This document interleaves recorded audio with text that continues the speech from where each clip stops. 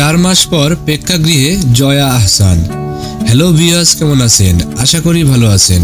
বিনোদন জগতে জানাই আপনাদের স্বাগতম। সর্বশেষ গত বছরের ডিসেম্বরে মুক্তি পায় জয়া আহসান অভিনীত সিনেমা নকশি কাঁথার জামুইন। সেই ছবিতে তার অভিনয় বরাবরের মতোই প্রশংসিত হয়। এবার 4 মাসের ব্যবধানে প্রেক্ষাগৃহে ফের আসছেন এই অভিনেত্রী। করোনাকালে নির্মিত ছবি জয়া আর শারমিন আজই মুক্তি পাচ্ছে প্রেক্ষাগৃহে। করোনার সময়ে ঘর থেকে বের হওয়া বারণ ছিল। অনেকেরই তখন রান্না করে সময় কাটত, রেসিপি নিয়ে চলতো নানা নিরীক্ষা।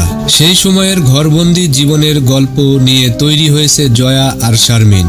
জয়া ছাড়াও ছবিটির আরও একটি গুরুত্বপূর্ণ চরিত্রে অভিনয় করেছেন মহসিনা আক্তার।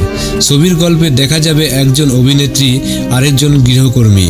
করোনাকালে জয়ার বাড়িতে আটকা পড়েন শারমিন। এই ছবির অনেকটা জুড়ে আছে তাদের রান্নার গল্প। সিনেমাটি পরিচালনা করেছেন পিপলু আর খান। সিনেমাটির শুটিং হয়েছে করোনা মহামারী চলাকালে। শুটিং প্রসঙ্গে জয়া আহসান বলেন, ওই সময়টাকে ধরে রাখার জন্য কাজটি করেছি। নিরাপত্তা নিশ্চিত করে শুটিং করেছি। যারা সিনেমাটি দেখবেন করোনার সময় ফিরে যাবেন।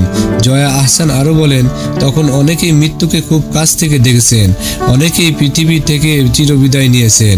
আমরা বেঁচে গেলেও অস্থির একটা সময় পার করে এসেছি। সে সময় শুটিং করা কতটা কঠিন ছিল। জয়া বলেন, করোনার সময় সব বন্ধ ছিল, শুটিং করা সহজ ছিল না। তারপরও আমরা সিদ্ধান্ত নিলাম যে জয়া আর শারমিন সিনেমার শুটিং করার, শেষ পর্যন্ত ভালোভাবেই সম্পন্ন করি।